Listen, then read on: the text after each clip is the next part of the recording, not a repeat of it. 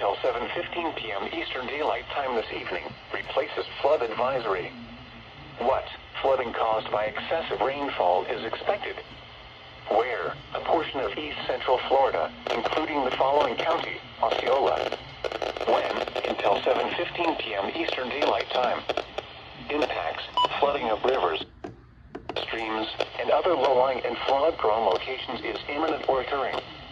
Additional details: at 5:40 p.m. Eastern Daylight Time, Doppler radar indicated heavy rain due to thunderstorms. Flooding is ongoing or expected to begin shortly in the warned area. Between 2 and 3.5 inches of rain have fallen. Additional rainfall amounts up to 2 inches are possible in the warned area.